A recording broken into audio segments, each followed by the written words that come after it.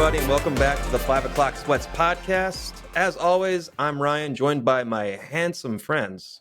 I'm Derek. And I'm Chris. And tonight we are back, and we are going to talk about some of our favorite cooperative games, video games. And I'm also going to gush a little about Helldivers because I'm currently addicted to that game. But before we get started with that, as of recording, it is Monday the 4th, and earlier today, a Philadelphia sports legend retired, and as you probably are aware, Jason Kelce announced his retirement today in Jason Kelce fashion with a emotional and heartfelt speech, and I just wanted to talk about it for a minute or two, just because I have to. I'm wearing his jersey. Jason Kelce is probably I thought about it today long and hard. Like, I think he's my favorite athlete ever out of all the sports. Big. Definitely my favorite Eagle, and he's competing with like some big guys, some like the Chase Utleys of the world, the Jimmy Rollinses, Ryan Howards. Like, I love those Phillies teams. Bryce Harper, which, we'll see what happens in the future with that. But Markelle Fultz. Yeah, Markelle Fultz. Ben Simmons. Yeah, just the goats competing with the competition stiff. But yeah, Jason Kelce is just an absolute legend. I've never really felt as connected to a player as I have with him, especially, since the Super Bowl. Everything kind of changed for him after that speech, and his play on the field improved. He talked about that in his speech. And yeah, he's just the best. He is just the best. I hope one day that just by happenstance, I just see him out somewhere, preferably at a bar, and we can share a beer, or I can cheers him. I mean, I think that would just be a bucket list thing for me. Have a beer with Jason Kelce. But just wanted to say that, I appreciate him. I know you guys appreciate him too. Every Eagles fan everywhere appreciates Jason Kelce and loves him to death and wants nothing but the best for him in the future. And, we'll be seeing him around on his podcast, and, I'm sure he'll get into some sort of NFL affiliated broadcast or something in the future, but he'll be missed, and the Eagles are definitely a worse team today without him. And we'll see what happens with that next year. But yeah, just love the guy, and I'm going to miss him. Yeah, big agree. Yeah. I think you're right. I think there are not many Philadelphia fans who have, a bad word to say about Jason Kelce, and big ups to him. All the best in retirement. J-Man. That's what we call each other. He calls me that too. I don't know why. I'm jealous. Yeah, I was going into the press conference. I was like, he maybe, because Chris, actually, you sent me the Wolf of Wall Street meme, or the GIF, and I was like, that would not surprise me at all if he just like gathered everybody here and was like, I'm not fucking leaving, or like was intending to retire, and then as he's delivering his speech, just says, you know what? No, I'm not done. That would have been very Jason Kelce. Like, that would not have shocked me. Yeah. Well, I definitely think he embodies kind of like what Philadelphia sports is. I mean, obviously he always gave, max effort, very passionate. I don't think anyone will ever forget, the Super Bowl parade speech. And I don't know. He's just a stand-up dude. Like, never had any off the field issues or controversies, and he just did his job, and he did his job well. And I know a lot of people complain about the Philadelphia fan base, but at the end of the day, I mean, that's kind of all you have to do, right? Is just give it your all and perform. And nobody ever threw shade at him, even when he made mistakes, because you knew that. He was going to, for sure, not make the mistakes again. But yeah, I agree. The team is definitely worse off without him. I don't know. It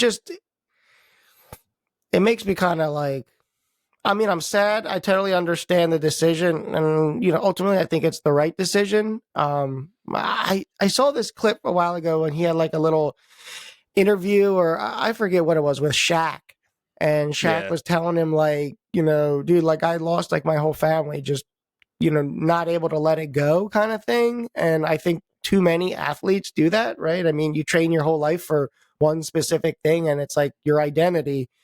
And obviously, there's more to life than sports. So I think it's, I'm sure the right decision for him. Evidently it is. It sucks for us, but I'm going to be curious to see what Philly does to try. Obviously, they can't fill that hole, but, to try to, somewhat fill that hole.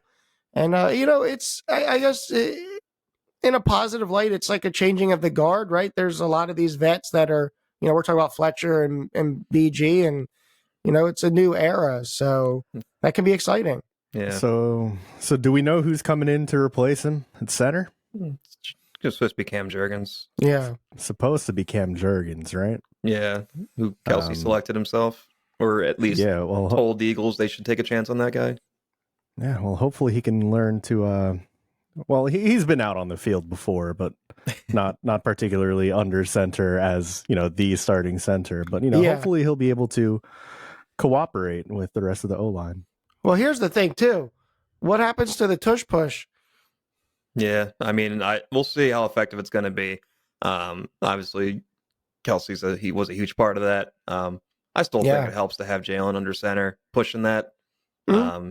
So we'll see how effective it is next year. I honestly believe it's not going to be affected too much. But, missing a couple of those that, you might have made with Kelce could make a huge difference depending on the situation this next season. So let's be honest here. Well, go ahead. I was just going to say, again, on the Cam Jurgens point, like football is a cooperative game. Oh. Yeah, you got to have teamwork and communication. Oh. And you have to strategize too. Well, as in any cooperative game, one of the teammates takes more of the punishment than the other. And what I was just going to quickly say is, I wonder if Jason Kelce would have come back for next season if he didn't end up on the bottom of the pile in 7,000 tush pushes that we called this season. Dude, it's like thousands of pounds of meat just on him. Dude, yeah, just man meat. For real. Yeah, I know Ryan likes that, but I'm definitely not about that. Muscular man meat all over him. Yeah, he was saying how much he was hurting on Wednesdays now. He never used to hurt on Wednesdays, but those extra tush pushes. Yeah, might have taken 2 years off his career. Yeah. We'll never know. We'll never know. But speaking of co-op. Yes. So speaking of co-op. Yeah, why don't you tell us what the impetus was, what the inspiration was for this episode? Yeah, so as you guys are aware, and I'm sure most of our listening audience is aware, there's a little game that's been circulating recently that's been kind of taking the world by storm. It's a little game called Helldivers 2, and I've been playing it. I've been enjoying it so much that I've put in roughly 45-ish to 50 hours of it. Whoa. Yeah. Big into it. I'm borderline obsessed with it. It's a game that just scratches an itch that I've had. Where's that itch? All right, tell me when to stop. Tell me when to stop. Stop. Where is that? Is that like the hamstring area? Yeah. Yeah, that's about it. Yeah, I'm itching it right now, actually. Yeah. Oh, is that what you're doing? But this game really reminded me how much I love co-op shooters. And when they're done right, there's really no better experience for me, at least. Like a co-op shooter, you're just fighting against AI. You're not having to worry about sweaty PvP, sweaty players, that are putting hours and hours and hours into the game, getting better, stunting on you. You're just fighting in this game. You're just fighting against bugs, and you're fighting against robots. very Terminator inspired robots. And the game loop is just really fun. And on paper, if I just tell you like what the objectives are, you might think like, okay, well, that might get repetitive. And I'll admit, like the missions themselves are, it's on paper repetitive. Like you're doing kind of the same stuff, but each time you load in, it kind of it plays out a little differently, just because the AI in the game is so advanced. You're not really sure like what enemy types you're going to be facing. You're usually facing like one or two of the same ones. Like you're usually going to have like a huge like Bile Titan, like which is like the big spider looking thing. You're usually going to face one of those in the harder difficulties. But the AI is very, very intelligent in this game, and they'll have different strategies each time you drop in. So I made like a little list here of things that I really love about this game. There's no health bars for the enemy AI, which is a super underrated feature in a co-op shooter. Too many games these days have health bars above like the enemy's head, indicating like how much health they have left. Whereas in this game, you can tell how much damage you're doing to the creatures by just looking at them. Like they're taking physical damage, they're moving differently, they're making noise when they get damaged. What's an example of a game that does have health bars? Because I cannot picture one. Destiny, Halo's Halo Infinite's campaign. I mean, those are two that come to mind. Those are two games that I've played for a combined total of 90 minutes. But it's just like that. And there's more games out there that have that. Like I'm like any game really that has like even like what, like Chris, you played Elden Ring, right? Don't some of those bosses have health bars? Yeah. Well, I mean, that's pretty standard, I think, for like a boss fight. Yeah. There's usually a large health bar. I don't believe the regular enemies that you encounter in the world have a health bar, if I remember correctly. But I know what you mean. It's a little bit more like there's a lot of detail, right? Like, so you're assessing damage from like a real kind of point of view. Yeah, you can see like the bugs, for example, like the ones that are heavily armored, you can shoot their limbs, and that armor starts to chip away, and you can see like their soft skin underneath, and you can shoot that because that's their exposed area, that's their vulnerable area, and that's how you can kill them easily. And there's strategy that's involved with that too. Like when you're with your buddies, you're like, oh, focus on the right leg, and then you shoot that leg off, and they go down. They're just like fun moments like that, and it also helps with immersion too. That's another thing I love about this game is just the look of it, the presentation of it. I think graphically it looks great. I'm playing on PlayStation 5, and I'm playing on performance mode because I want those frames, and it runs incredibly smooth. But visually, like I just love each planet has its own style. There's a lot of different biomes, a lot of different planets, and there's going to be even more planets in the future. And the skyboxes are beautiful. You have certain maps that have like dust storms, some that are foggy, some with like incredible like lighting from the sun and whatnot. Just every map just looks different and breathtaking in their own unique way.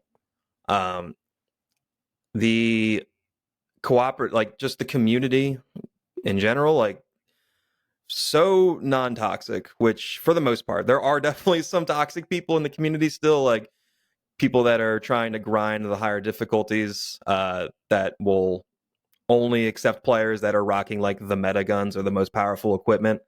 But that's few and far between, at least in my experience so far. But the community goals, like every few days, the community goals refresh, and it's basically like liberate a certain planet.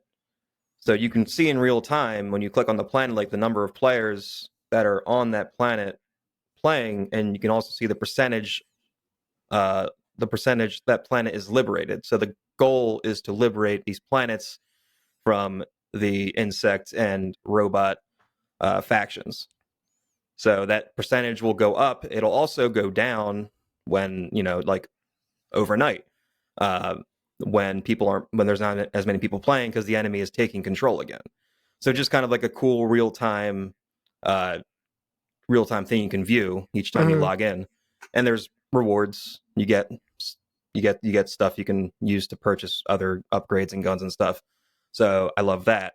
The gunplay is really nice. The sound design, like the guns sound awesome and they feel good too. Like I'm on the PlayStation 5. The DualSense controller, it feels incredible. Like I am not turning vibration off. I usually turn vibration off on my controller for my games, but this one, no, I'm keeping that baby on because it just adds to that level of immersion a bit. And also there's a cool ability to go. It's a third-person shooter. You can go first person when you aim down your sights, and each gun has like its own unique reload animation in first person. I would honestly be all for them adding like a first person mode or just an option to go full first person. I'd appreciate that for sure. Yeah, I know you're more of a FPS guy, and so am I usually.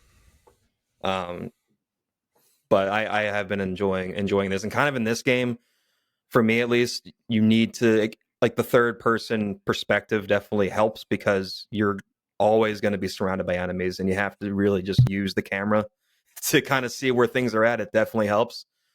First person only would definitely add that level of challenge, which I would be more than willing to try. So maybe they'll add that in the future. We'll see. There are microtransactions in this game. It is a live service game, but those microtransactions are very non-aggressive. And the main reason, there is a store, but the currency to purchase those items in the store can all be earned in-game. You don't have to spend any money at all. Obviously, you buy the game, $40, so it's not even a full-price game. But after that, it comes with a free battle pass, the war bonds, what they call it, and as you play, you gain currency to purchase the items in the battle pass, and it's kind of like Call of Duty Warzone's system where you're on a page and you get to pick which things you unlock first. Usually I save up for the bigger items unless there's an item I really want, and I'll buy that, but I'm usually saving up for the more expensive ones to get those out of the way. And then you progress through the pages, and as the pages go on, you can get better equipment. But everyone has access to that just by playing the game. And then you can also get super credits, which are the currency used to buy things from the store. You can get those through that Warbond pass. You can also find them on the maps when you're playing. So you can purchase and the store prices are pretty cheap. It's like 100 super credits to get like a set of armor, and you can get 100 super credits by playing for like a couple hours. So it's very accessible. And the people that were complaining about, it's got microtransactions, just like either haven't played or haven't played long enough, because it's really just there. It's not, it really doesn't deter the experience at all. It doesn't really affect it. And honestly, the things that you're buying that you can buy, like from the premium pass, there is a premium battle pass. Sorry, forgot to mention that, which can also be earned by playing the game because it cost 1,000 super credits. I was able to buy that after like the 40-hour mark without spending any money. Just by playing, I was able to buy the premium Warbond pass. So now I have access to those guns and armor and whatnot. So lucky. Yeah. Listen, I have no life. Let's see. Yeah, I'm trying to give you as much energy as I can right now. You're good. But I have to tell the audience I'm not as high on this game as Ryan is. Which actually we were talking about yesterday, I think, when we were playing this together. We played for what? Well, one? We played, I think, 2 missions. I think we played 2 missions. Yeah, something like that. But I think this is the game that made me realize I don't think I'm a gamer anymore. When I think, all right, I have some free time right now, my mind doesn't go to, I'm going to play a game. It does mostly anything else at this point. I don't really have an interest in trying new games for the most part. It's only if people specifically say they want to play something with me is when I'll try to get a new game, which is what happened with this one. Oh yeah. So, I mean, I enjoy it when I'm playing it. I just wouldn't choose to play it over nothing, I guess. So, go ahead. what would you say like didn't grab you about the game? I've not played it, but I want to hear kind of Derek's point of view in terms of why it didn't catch you, because you say that, but I think all gamers feel that way until like the right game comes around, like Hades 2. I don't think you're going to be saying that when Hades 2 comes around, you know, but I'm just curious. That's a good point. I think you're right. It's just it's just not one of the games that, you know, it doesn't spark joy. Yeah. That's where I'm I at. think for me, I find, you know, we're going to talk about more co-op games, but I kind of find that like co-op games, there's like a novelty about them and it's fun with your buddy or buddies for a while, but then like they always seem to fall off quickly for me, because it almost becomes like you need to have a squad or other people to buy the game to like enjoy it. You know what I mean? And I know you can play this game solo as well, but it almost feels like that's exactly how like I put a lot of time into, not a lot, but a decent amount of time into Destiny, like a year and a half, 2 years ago. And it was me and one other friend. And then like we kind of just dropped it because a lot of the activities require like, you know, larger groups. And you know, then you're like trying to like convince your friends to buy a game and then they don't like it. And then you're like, you feel guilty for making them spend whatever, $40, $60, $70, whatever it was. This is the classic scenario. Yeah. So I just, I think that's like kind of one of the downsides of the co-op games is, you know, they lean in heavily on that, which is good to a certain degree. But then, you know, it becomes like, oh, you know, I don't even really want to play it solo. And, you know, so-and-so can't get on, or, you know, we can't progress because we're waiting on, you know, whatever. So to me, it's a little bit of the drawback of some of the co-op games. Yeah, I feel like maybe that's why I'm not super big on it. I'm not a huge fan of playing games by myself.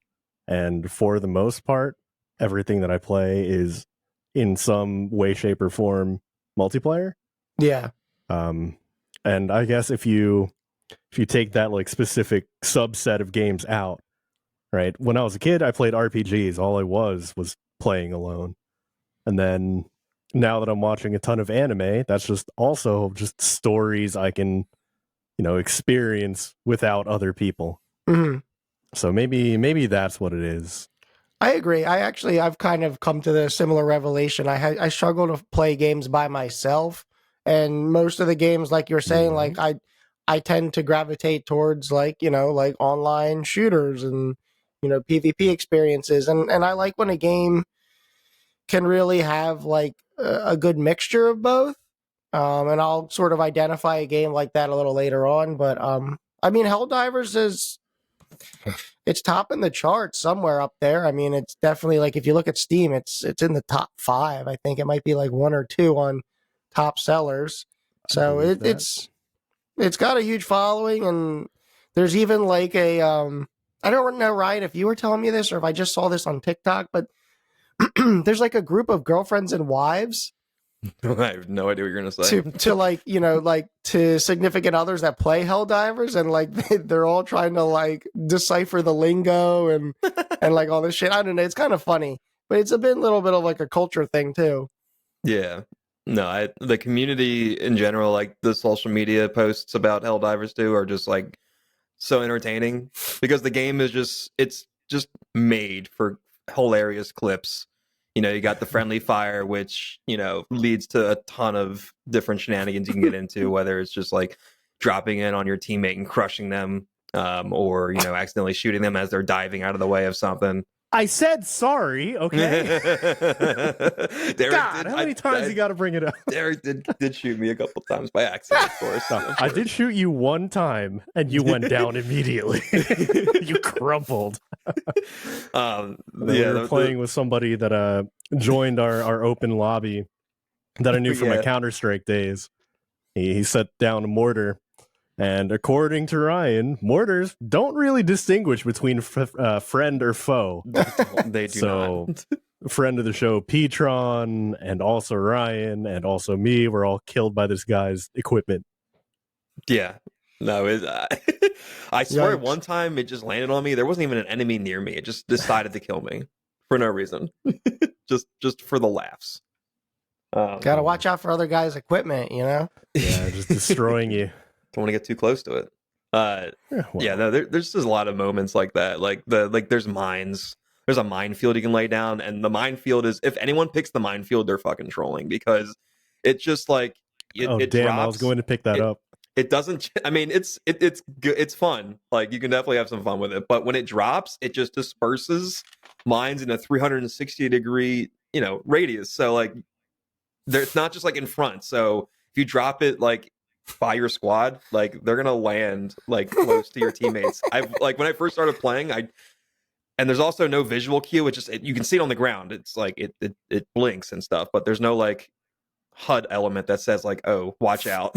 So you're just walking along, and then all of a sudden you get blown up. Like, that happened to me so many times my first like 10 hours of playing. But yeah, and then just the ragdoll physics, and then the diving, the dolphin diving animation is just hilarious. Like, I'll just dolphin dive off any cliff just for fun.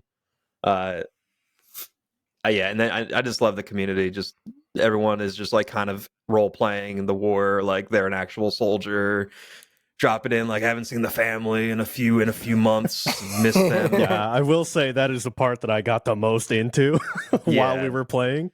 No, it's definitely a game where you can role play like that. It's a lot of fun. It's immersive. It's just a fun game, and that's just something that you don't see these days anymore in this gaming space that we have now. In this economy, in this climate, a fun game. Well, I think the reason for that is there is no real PvP element, so they don't have to worry about like balancing, right? They shit just can be like broken and overpowered and fun, and like there's definitely there's definitely like a desire for that in games, right? It's like, all games we're talking about like buffs and nerfs. Like, I'm sure they're going to do that to things, but shit can just be fun and stay in the game, and that's growing up, that's how games were, right? It's like, this is broken, but it's hella fun, so we're just going to keep doing it. And I guess the other thing too is, there's not a whole lot of, like you were saying, like monetary incentive that's like kind of like tied into the integrity of the game. So it's like, for things to be kind of broken and fun doesn't really take away from their funds, I guess, so to speak. Point. So yeah, it's funny you mentioned balancing, because I have two complaints about the game. One of them being the weapon balancing, because right now there's really only one gun that everyone uses once they acquire it. It's the shotgun that everyone uses, and you kind of have to use it because it's so good on the higher difficulties. Mm-hmm. Other guns are just like, you're just at such a disadvantage, like you're gonna die if you use other guns. And then there's some of the stratagems, like there's a rail gun that is really good against heavy armor. You can rip off armor in just a couple shots. Everyone uses that, and then a couple of the stratagems obviously are stronger than others. My hope is that they don't nerf these things, that they just buff everything else and just make everything super overpowered. Like, that's all. That's what I want. Just like more chaos. I don't need like this shotgun being big nerfed. Ridiculous caricature of like an intergalactic army fighting bugs and robots. Yeah. Do you know, like, do they have, I mean, I'm sure they haven't talked about any kind of plans yet, but like, are they going to add like raids, like larger, longer missions with like larger, like fire teams or multiple fire teams? You know what I mean? Like, yeah, essentially kind of like a Destiny vibe. Excuse me.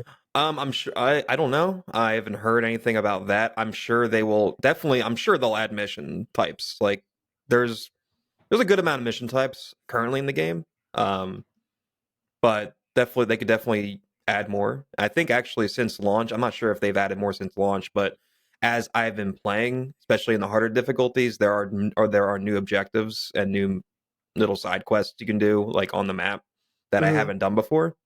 So that's good. I'm sure they'll add more. I would love for them to add like, I don't know, 5 like squads of 5 or 6. Maybe expand the map a little bit. That would be awesome. I'm sure, with how successful the game is, I'm sure anything is possible now. Like, especially with Sony funding them. Like Sony will back them and they will give them the resources they need to continue to make the game as good as it can possibly be.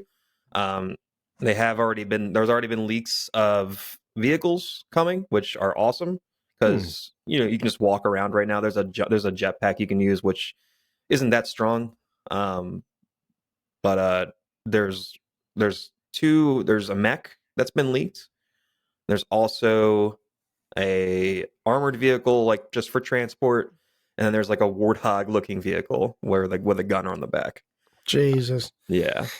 Can't wait for those. So that's exciting that there's already these things that they look ready to release. So I'm sure those will be coming, in the coming months.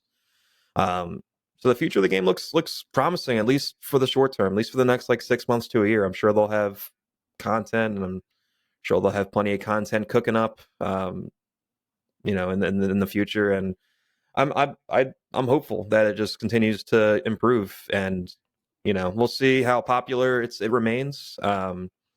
It definitely is a game that's way 1,000 times more fun playing with people although most of my playtime has been with randoms and I'm still enjoying myself. But the layer of communication and just like goofing off you can do with your friends is just like, it's so much better. Yeah. So Derek and I will be I'm sure we'll be playing more in the future, and we'll have to get Petron involved too. I know the three of us will have some shenanigans that we can get into. Yep, it's not fit for human consumption. I can guarantee you that is going to get out of hand. Not on this family-friendly podcast. That's what freedom's about, Helldiver. The sweet embrace of liberty. So, talking about co-op games, I think, maybe we can sort of, name or identify some other co-op games in the past, or I guess present, that scratch that itch, and a lot of them do it in different ways. I think for me, one of the, when I think of like co-op, I also think like looter shooter. So that screams like Destiny, and honestly, one of my favorites, which, most people kind of hated and didn't really give a lot of time to, but The Division, either 1 or 2. Yeah, that's a Ubisoft game, so how that goes. But yeah, you definitely brought this up before, and I definitely typed in The Division into Google because this is a purple link. The first game, I didn't play the second game much, but the first game I put like a ridiculous amount of time into. But the idea is, again, it's you're squatting up and you're taking on different missions, all of which are PvE. The unique thing about The Division, which was also, it was an advantage, but also I think essentially kind of like its biggest challenge was they had like the dark zone. So they were trying to incorporate, a cooperative experience that is both PvE and mixed with PvP, which turned out to be a balancing nightmare. Go figure. Because, you can literally, you're fighting NPCs, you're clearing out like POIs, you're looting, but then there's also real players mixed into the instance as well.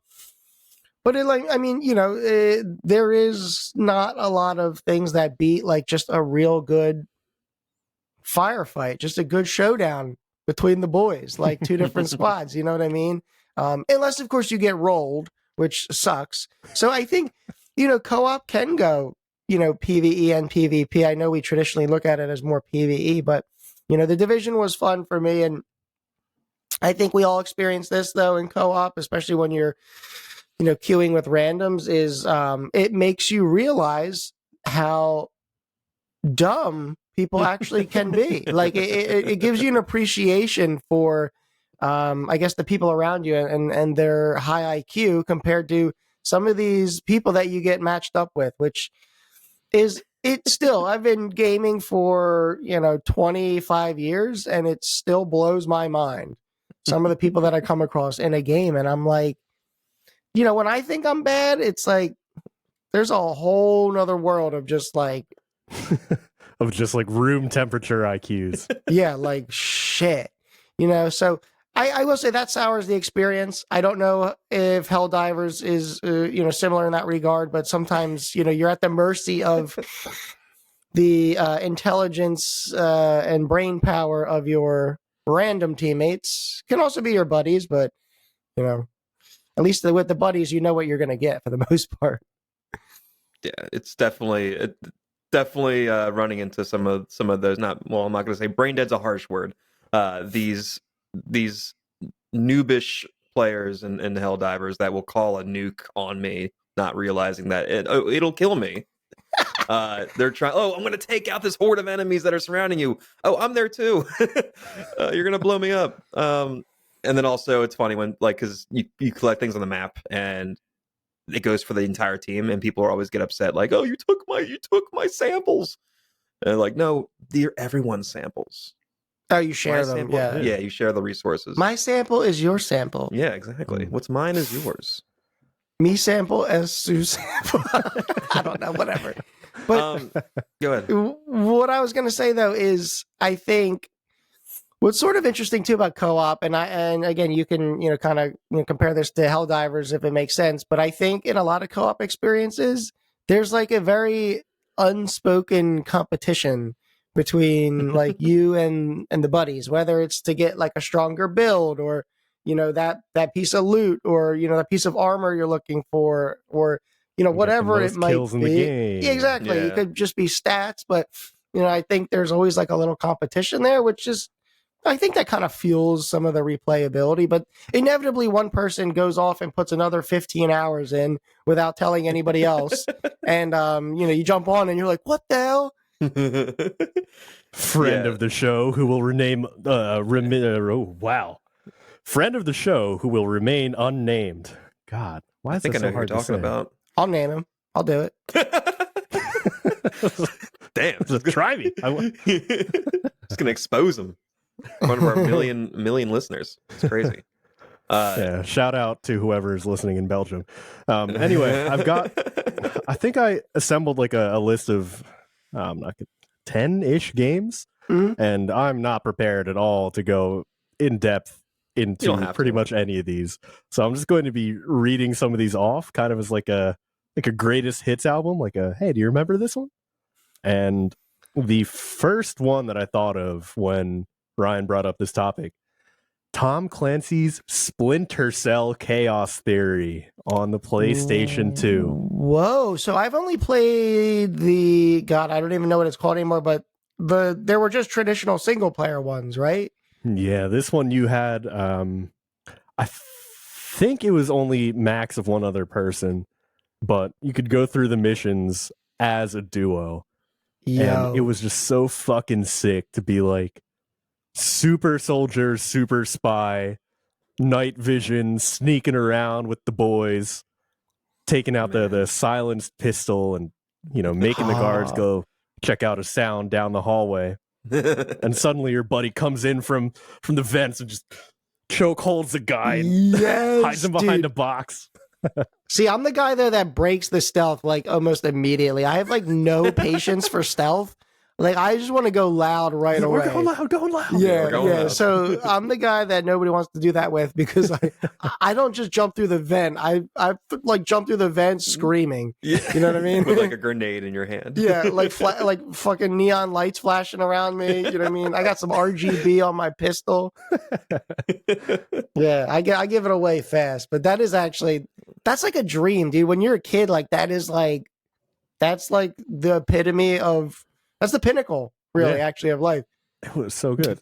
You and your boy just choking dudes out. Choking out dudes. Yeah, the missions weren't super, like, replayable. They were always the same. But, like, just something about being a spy with night vision, silenced pew-pew, like... Dude, something about being with your boy in the dark and all leather. Yeah. I don't know, man. Something about it. Getting a little sweaty. Yeah. Yeah, nobody can detect anybody else. Whose hand is Yeah. that? There's no way to Nobody tell. knows. Nobody knows. But Nobody knows. on a side note, I don't know, Ubisoft has just fumbled the bag. How have they not remade, or I don't even remade, just made a new Splinter Cell? I mean, I'm sure it would suck because, you know, no good games can be made anymore. But I'm just saying in general, I feel like, how's that not come back? Yeah, I feel like this is an IP that is ripe for a remake. Yeah. There were a lot of Splinter Cell games. At least I think there were. I feel like that was very common when we were younger, growing up. Yeah. Like, there was It's always like a the Splinter Cell perfect, game out. you know, prior to like online gaming, it's like the perfect type of game because it's, you know, it's just difficult enough. There's more than one way to get through the missions, and then, you know, graphically they looked pretty sweet at the time. And yeah. Running on my PS2. Yeah. Friend of I the think show, JSP, coming over to the house and Woo! figuring it out. Bringing the memory card. Yeah, 2005, baby. All right, hit the rest of this list. Yeah, I'm curious here. This one's a little bit of a slant, but I would class it as a co-op game, and that is the 2007 game Rock Band. Okay. Oh, it's definitely a co-op game. Yeah. Because sure. holy shit, that was Rock Band's so good. It'll always have a special place in my heart. I remember playing Rock Band 1 and, you know, trying to figure out what I was good at. And since my sister was only really good at guitar, I'm like, all right, well, that's you now. So now I have to figure out the drums. Like, what? Dude, drums are no joke. Yeah, the drums so are hard. Fun. Yeah, no, it's definitely a cooperative game. Can we bring that back? Like, can we get an old Rock Band set and just I don't know, jam dude. You out? gotta have like a second residence to like house all that shit. Like, I just remember like it was every parent's worst nightmare unless you had a basement, because it's like there's a fucking drum set and a guitar and like this microphone with like an 80-foot cord, and like it was a lot to handle. It was fun as hell, I admit, but I just think like I don't know, that style of gaming, maybe it's coming back. I know they're trying to remake Guitar Hero, but I don't know if the full ensemble is I think the world needs thing. that. I think the world needs that right now. It would help with healing.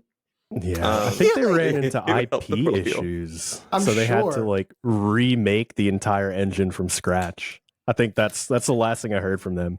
I'm sure. I'm sure it's a licensing nightmare, like all the money they have to spend for all those songs, and even what was it, Fender, that there was like a Stratocaster, right? Yep, just like the default controller. Yeah, just like Guitar Hero had the Gibson Les Paul. Yeah. So I'm sure there's got to be money put out for that just to have it resemble that. But good times. And that is absolutely that's probably like the essence of co-op is, you know, you're gonna fail if your boy can't hit the high note. Jamming out. No, the singing is just you have to just hit the line. Gimmicky. Yeah, you had to just like be loud enough for it to be consistent on the line. You could sing however terribly you wanted, like your voice, like the sound itself could be. You could sing like this the whole time, and as long as you can reach the top, it was just pitch. Line. I actually tried. Like, yeah, I would actually try and like sing well. Like, I would actually put effort into it. Of course you did. Yeah. Bon Jovi over here. Elton John. All right, proceed with the chlorophyll. This one kind of links back to Helldivers, but Halo 3, 2007.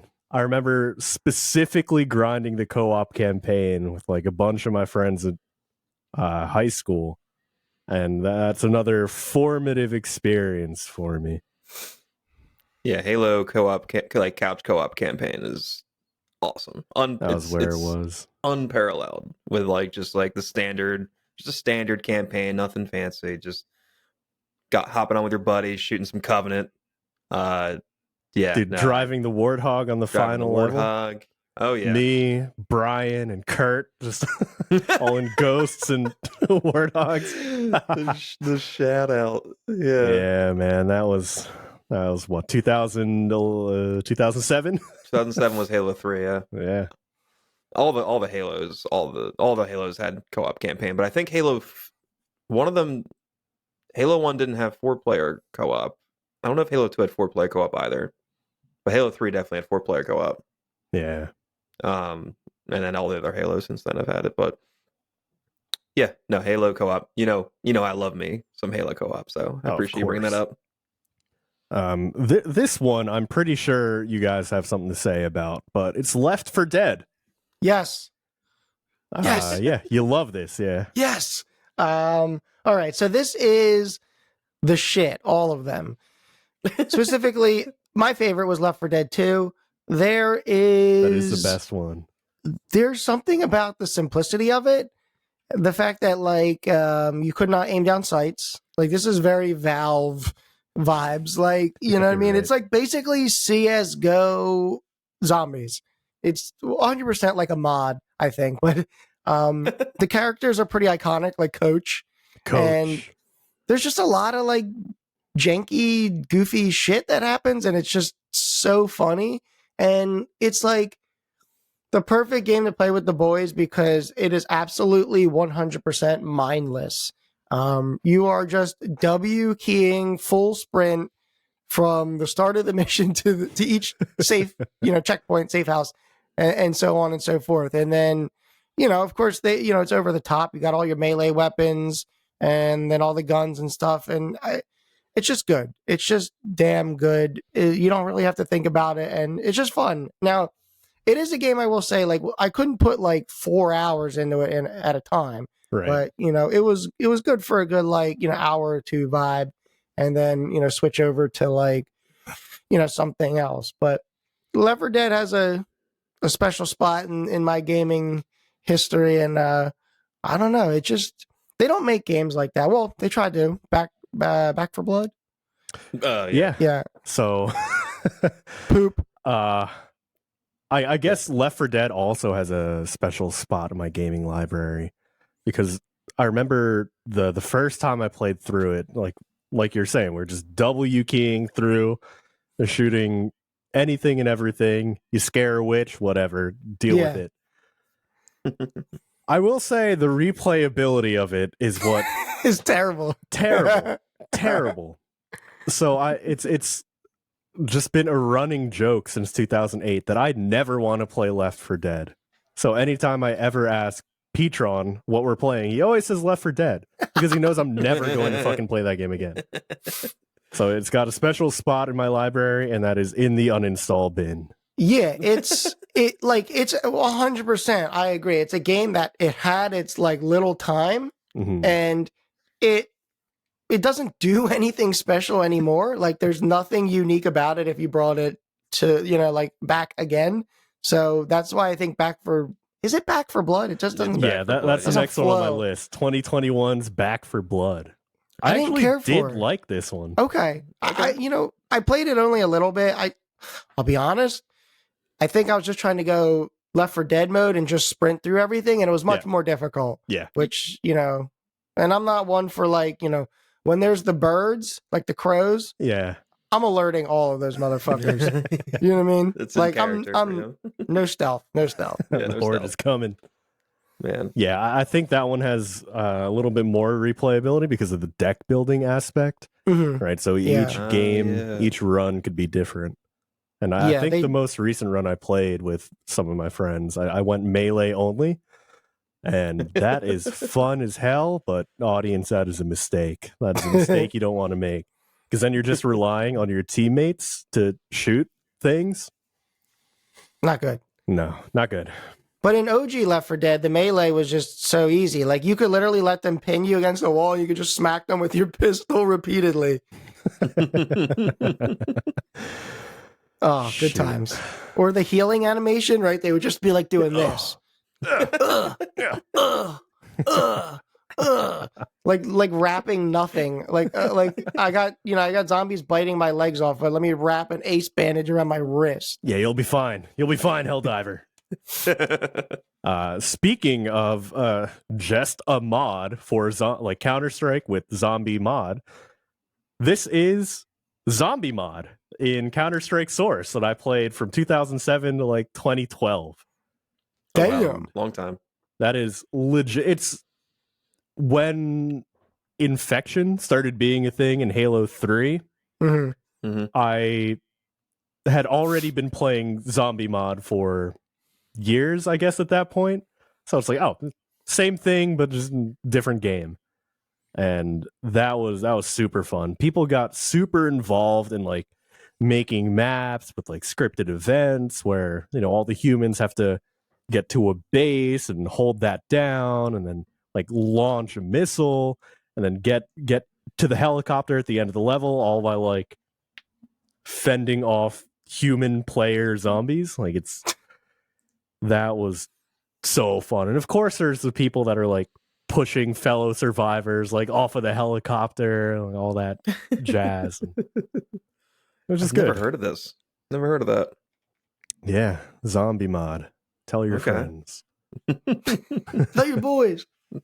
Yeah, I've got a couple more. I don't know if you want me to rattle them off. Let's hear your best one. Yeah, that are the ones remaining.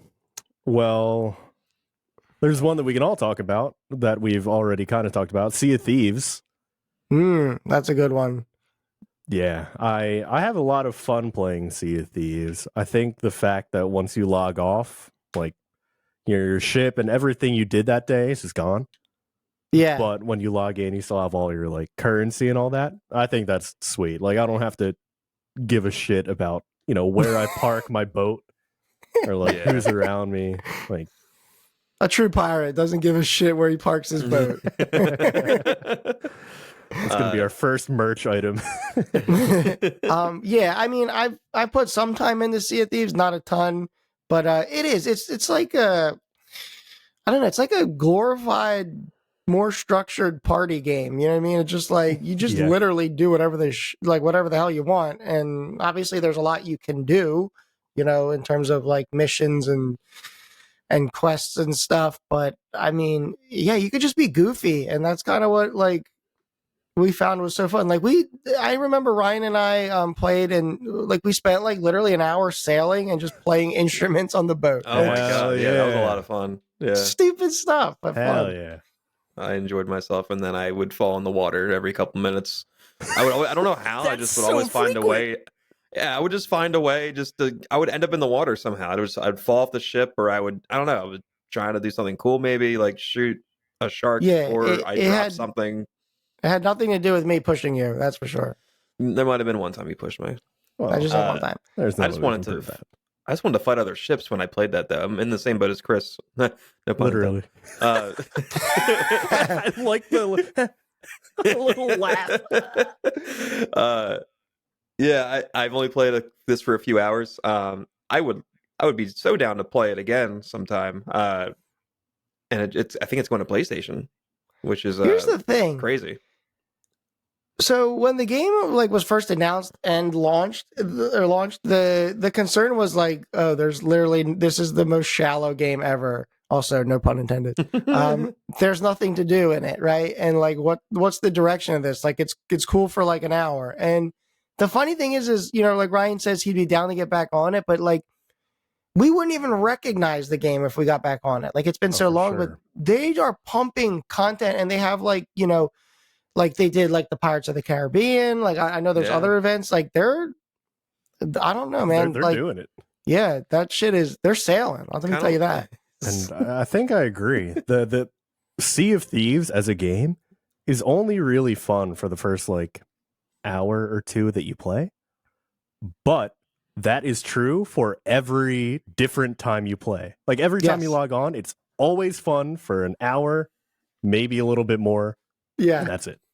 Yeah. It's every time. And it's one of those games where you could take it as serious as you want or not. Like I said, there is a lot of stuff to actually do and grind. But then at the same time, like, you know, we were just, you know, playing the freaking banjo, pushing each other off the damn boat. Yeah. And I remember what happened. I was trying to fish off like the bow of the boat, or like whatever the little pole in the front of the boat is that goes out, you know, extends from the boat. The pole that extends? Yeah, the pole that extends. It's like the boat's nose, basically. Okay. Like Pinocchio style nose. Just walk out there. I would get on the, I would stand on the tip of it, and I would cast out my line. Just the tip. One wrong move, and I'm in the water, and I'm waving my arms like, throw me a life preserver or something. Throw me something to grab. And then we run you over with the boat. Yeah, and then we get attacked by a kraken. Good. Yeah. Dude, good times. That game is great. Again. We should play that again.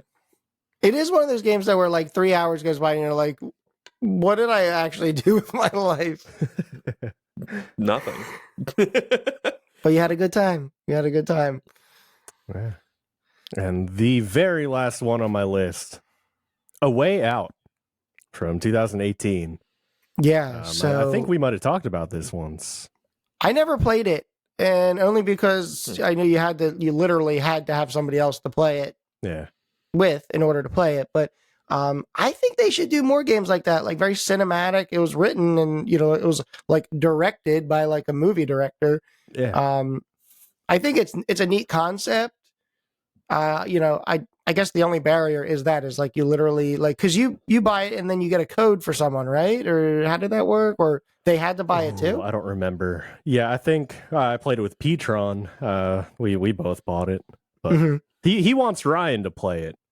For it's on Game Pass. If I'm trying to figure out how to not spoil this part, but within the first couple minutes, there is a scene where one of the characters is being processed for input to prison, and that is the scene that our friend Petron wants Ryan to see.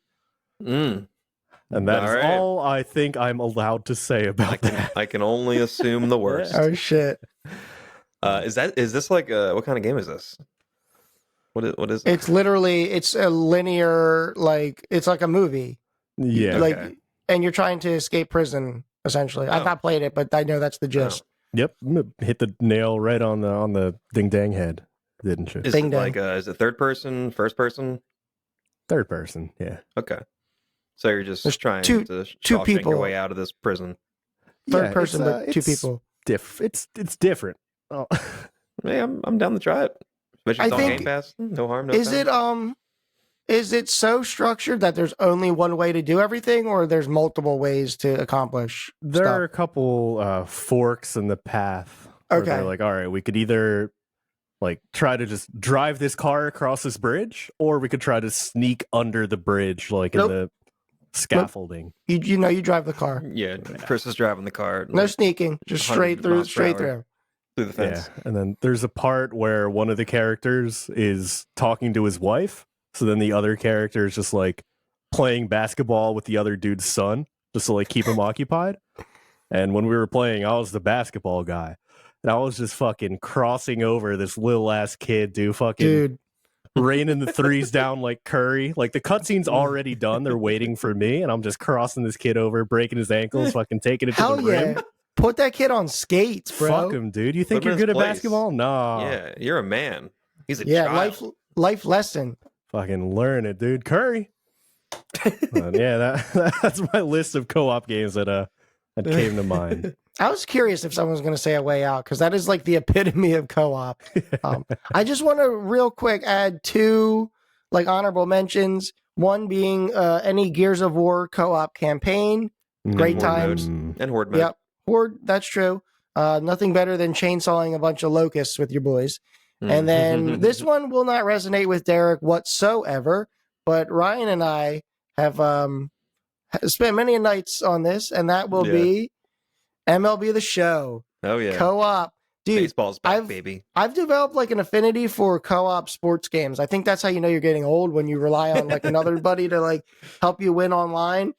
Yeah, dude. No, but something about the show is like co-op baseball. Just it feels like the most realistic, like kind of like embodiment of like literal team play, right? Because it's like you be pitching and I'm in the field, and then like, you know what I mean? Like we all kind of make mistakes, and then like we're trying to pick each other up, and you know what I mean? The hitting, it's maybe one person carries one inning or a game. It's just, I don't know. It just feels very realistic in terms of like how it is to play real sports with, a team. Yeah. And it's just like, I don't know. There's like some great ass feelings just hitting that walk off. Man, no, it's awesome, and I love that it switches. Like I'm pitching one inning, you're pitching one inning, Mm-hmm. and then the hitting is just every other batter, and then you can play up to 3 people. So you can have someone pitching, someone in the infield, one in the outfield. Yeah. So it's funny when you're playing with someone who's not as good at the game, and then they're kind of throwing, and you're like, "What are you doing? Come on, you got to catch that. You got to make that throw. Yeah, why are you throwing that ball down the middle?" You're like coaching them through. You're like, all right, now you got to throw this pitch. All right, throw it here, throw it there. It's fun, and I think too, like there's a lot of shenanigans that happens too, like some really silly shit. Yeah, Yeah. The only thing holding that game back, obviously, is the stupid game crashing, which happens far too frequently. So I don't think that's going to be too much of an issue this year. It's like it'll be the same problem because it's the same game. But I have the feeling it has to do with the different generations of consoles That could playing be together. That's got to be difficult. I don't know tech wise, but yeah. Anyway, MLB The Show is great co-op. In fact, that's like the only way I play it. And also too, because when you lose, you could just blame the other person. Yeah, like me. Blame me. Actually, that one game you like literally came in and gave up like 5 runs in the first. Oh inning. yeah, I'm so inconsistent at pitching. It's crazy. Yeah, and there's that one field that we get put on that's total bullshit. Oh, I hate those With the mountains in the back. They're like the fake stadiums or whatever they are. Yeah, the weird ass dimensions, like 1,000 feet to center field and 200 feet down the line. What? Yeah, it's Yeah, what? Terrible, dude. Terrible. It's terrible. Can't wait. And then before we end this here, I'm just going to list a couple. Madden, on the topic of sports games. We're having fun with that. The only thing I don't like about Madden is that I'm quarterback for the whole game, or you're quarterback for the whole game. You can't. It should switch every other offensive possession. You should have the opportunity. Like if you're throwing shit bricks out there, like put me in, coach. Yeah. Halo Firefight. Have to mention that.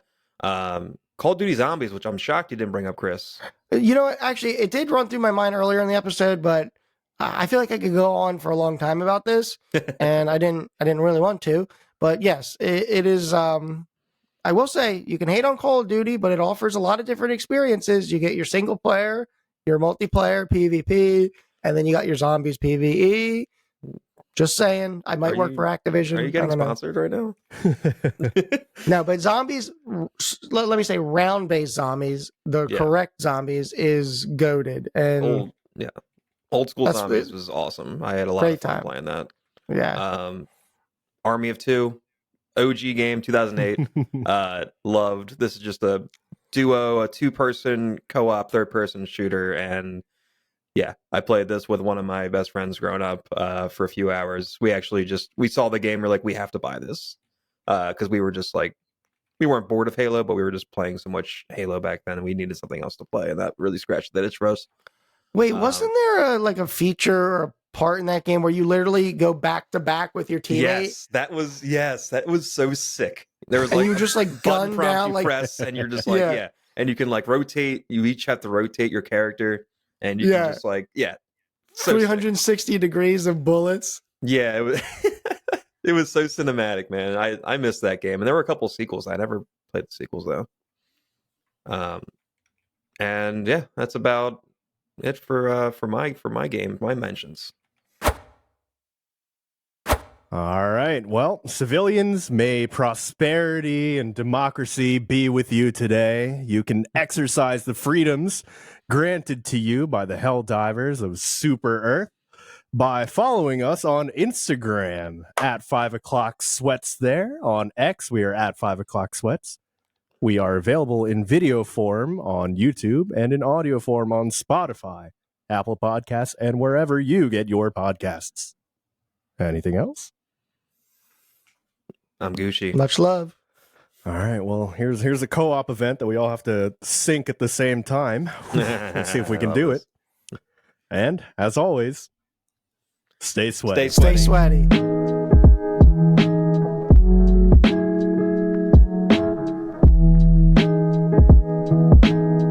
right, I'm gonna do it. I'm gonna do the thing. Okay, you're gonna do it. All right. I'm gonna do the thing. Yeah. Hello, everybody, and welcome back to the. Here's a reenactment. What did I do? Here's a reenactment. Okay, I'm gonna do it. Hello, everybody, and welcome back. I'm taking a breath. No, dude, you were like.